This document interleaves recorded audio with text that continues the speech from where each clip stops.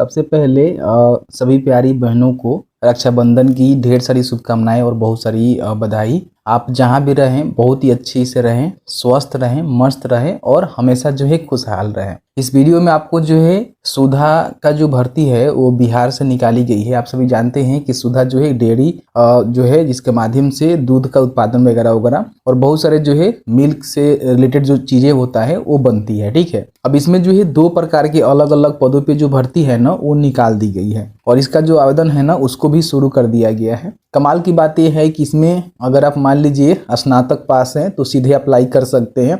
इसमें 15,000 से लेकर जो है 30,000 रुपये तक का जो है सैलरी आपको देखने को मिलेगा।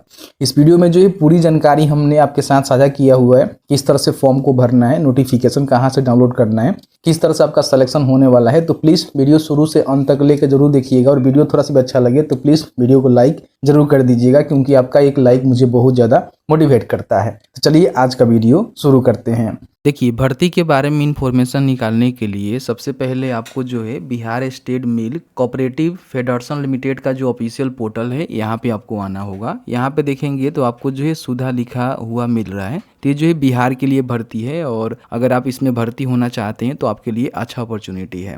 यहाँ पे देखेंगे तो आपको जो है कैरियर का सेक्शन मिलेगा, जिस पे आप क्लिक करेंगे तो जो भी करेंट ओपनिंग का बटन है ना इस पे आपको क्लिक कर देना है। क्लिक करने के बाद आप यहाँ पे देखेंगे तो इसमें जो है जो भी अभी फिलहाल में भर्ती चल रही है उसकी जानकारी यहाँ पे आपको देखने को मिल जाएगा।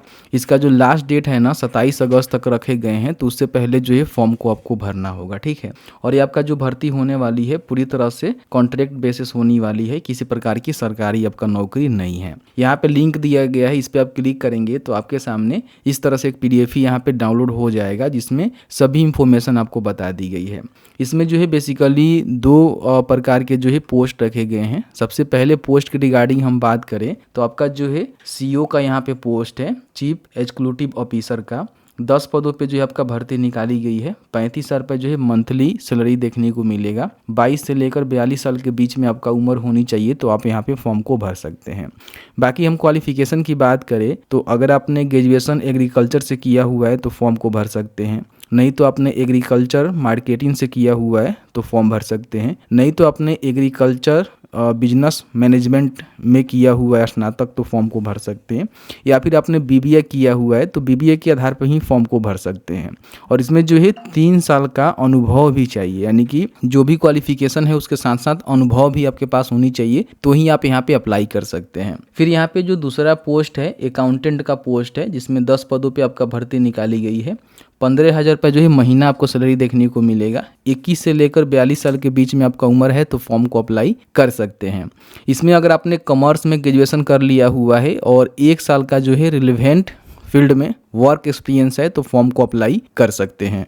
थोड़ा सा नीचे आएंगे तो यहाँ पे देखेंगे कि आपको जो है पूरी तरह से ऑफलाइन जो फॉर्म है ना उसको फिलअप करना है। ठीक है, तो अगर आप क्वालिफिकेशन और अनुभव को फुलफिल करते हैं और आवेदन करना चाहते हैं तो आपको जो है सबसे पहले ये वाला फॉर्म आपको भरना होगा। ठीक है, तो फॉर्म कैसे भरना है उसके बाद बताएंगे कि कितना एप्लीकेशन फ़ी आपको देना है और किस तरह से आपको जो है आवेदन करना है और किस तरह से आपका सिलेक्शन होगा, उसकी भी जानकारी हम आगे आपके साथ साझा करेंगे। ठीक है, तो सबसे पहले यहाँ पे ये वाला जो कलम है ना वो ऑफिस यूज के लिए है, आपको नहीं भरना है। आपको करना क्या है, यहाँ पे अपना जो फोटो है ना वो पासपोर्ट साइज में यहाँ पे चिपका देना है। ठीक है, तो सबसे पहले अपना फोटो यहाँ पे लगा दीजिएगा। उसके बाद जो भी आपका पोस्ट है जिसके लिए अप्लाई करना चाहते हैं, जैसे कि मान लीजिए CEO का पोस्ट है, अकाउंटेंट का पोस्ट है, तो जिन भी पदों पे आवेदन करना चाहते हैं वो वाला नाम यहाँ पे आपको लिखना है कि आप जो है कौन से पोस्ट के लिए आवेदन कर रहे हैं।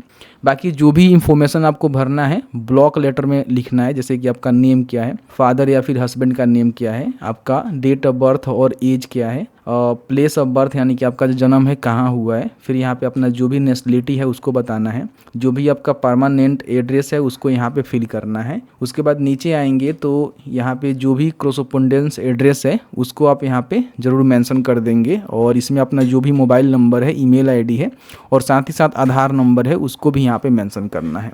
बाकी यहाँ पे जो भी आपका एजुकेशनल प्रोफेशनल क्वालिफिकेशन है, जैसे कि आपका मैट्रिक हो गया, इंटरमीडिएट हो गया, डिग्री हो गया, ठीक है, उसकी जानकारी यहाँ पे भरना है। और इसमें जो भी सर्टिफिकेट आप दीजिएगा, मतलब कि जो भी सर्टिफिकेट के अकॉर्डिंग आप जानकारी दीजिएगा, उस सर्टिफिकेट को जो है इंक्लूड भी करना है, यानी कि सेल्फ अटेस्टेड करके यहाँ पे आवेदन फॉर्म के साथ अटैच करना है। बताएंगे कौन कौन से डॉक्यूमेंट आपको लगाने हैं। तो सबसे पहले क्वालिफिकेशन में आपको जो है 10वीं का इन्फॉर्मेशन भरना है कि आपने जो है 10वीं पास किया हुआ है, ठीक है। तो उसका सब्जेक्ट क्या है आप यहाँ पे बता देंगे। कोर्स का ड्यूरेशन क्या है, तो आपका 1 साल का होता है, तो यहाँ पे लिखेंगे। फिर यहाँ पे बोर्ड, यूनिवर्सिटी, इंस्टीट्यूट का नेम लिखेंगे जहाँ से आपने पास किया हुआ है। जैसे कि आपने बिहार बोर्ड से पास किया हुआ है तो इस तरह से बिहार बोर्ड आप लिख सकते हैं। उसके बाद परसेंटेज ऑफ मार्क्स, ठीक है, अगर आपका CGPA है तो CGPA लिखेंगे, जो भी देख लेंगे कि आपका जो है कितना परसेंटेज है। फिर यहाँ पे डिवीज़न लिखेंगे कि आप जो है कौन से डिवीज़न से पास किए हुए हैं।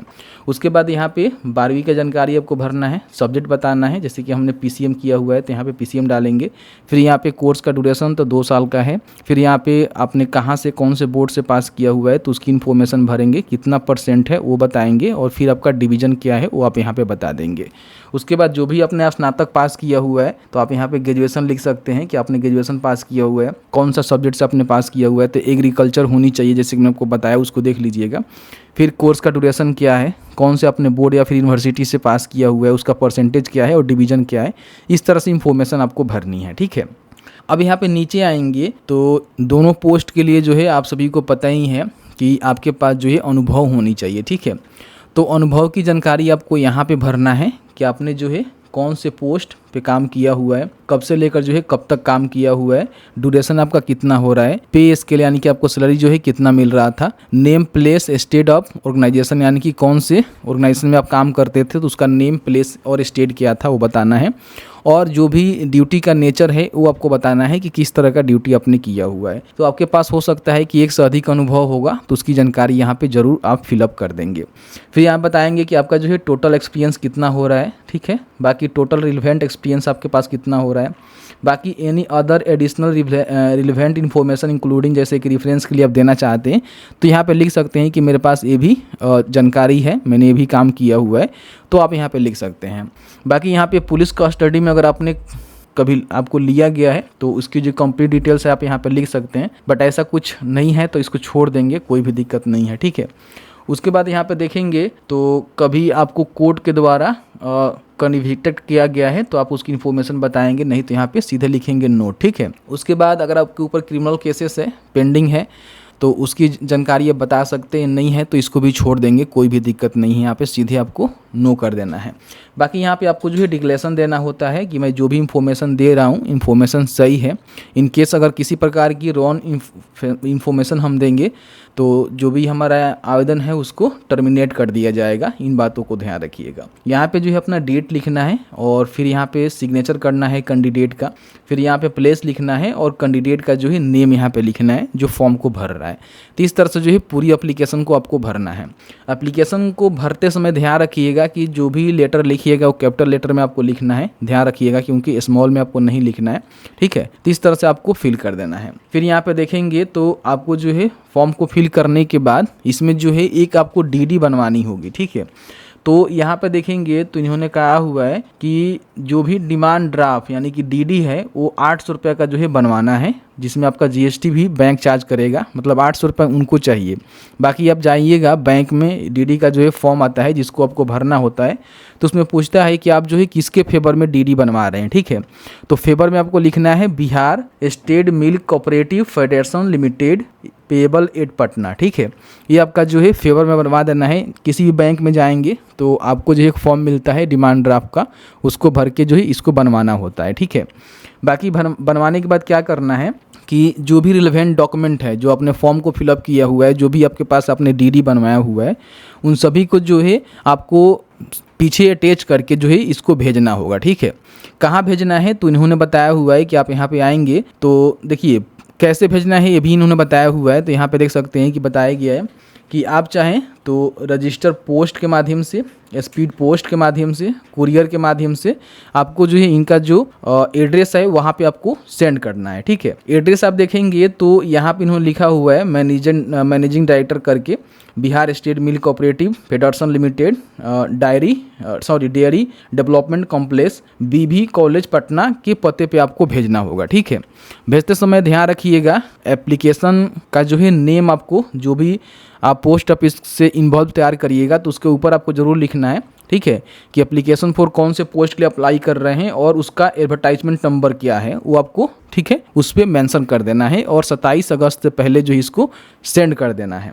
बाकी ध्यान रखिएगा कि जो भी आपने एप्लीकेशन को फिल किया हुआ है, जो भी आपका रिलेवेंट डॉक्यूमेंट है उसको जो है लगाकर ही आपको भेजना है। इन बातों को ध्यान रखिएगा। ठीक है, तो यहाँ पे आपको भेज देना है। भेजने के बाद क्या होगा कि जैसे ही आपका एप्लीकेशन जो है शॉर्ट लिस्टेड होगा तो फिर आपको जो है इंटरव्यू के लिए कॉल किया जाएगा। ठीक है, तो इंटरव्यू में आपको भाग लेना होगा। इसकी जानकारी आपको हम दिखा देते हैं, यहीं पे आई थिंक दिया गया था कि आपको जो है इंटरव्यू के बेसिस पे सेलेक्ट किया जाएगा। तो यहाँ पे इन्होंने बताया हुआ है कि जो भी एलिजिबल कैंडिडेट होंगे उनको जो है शॉर्ट लिस्टेड किया जाएगा और उन्हें जो है इंटरव्यू के लिए और रिटन टेस्ट के लिए यहाँ पे बुलाया जाएगा। ठीक है, उसके हिसाब से डिपेंडिंग होगा, जो भी कैंडिडेट अप्लाई करेंगे उसके ऊपर डिपेंड होगा कि किस तरह से इंटरव्यू के माध्यम से या फिर रिटन टेस्ट के माध्यम से इनका सिलेक्शन होगा, उसकी जानकारी दी जाएगी। और इंटरव्यू के लिए आप जाएंगे तो किसी प्रकार का जो टीए होता है यानी कि भत्ता होता है वो आपको नहीं दिया जाएगा, खुद से खर्चा करके आपको जाना होगा। ठीक है, और ध्यान रखिएगा जब भी आप अपने एप्लीकेशन को भेजिएगा तो उसमें जो है 2 रिसेंट पासपोर्ट साइज जो फोटो है ना वो आपको लगाकर भेजना है, क्योंकि यहाँ पे इसको मेंशन किया गया है। ठीक है, तो ये चीज़ें हैं, तो इस तरह से आप देख लीजिएगा। बाकी देख सकते हैं बताया गया है कि 2 रिसेंट पासपोर्ट और फोटोग्राफ आपको अटैच करके एप्लीकेशन के साथ भेज देना है।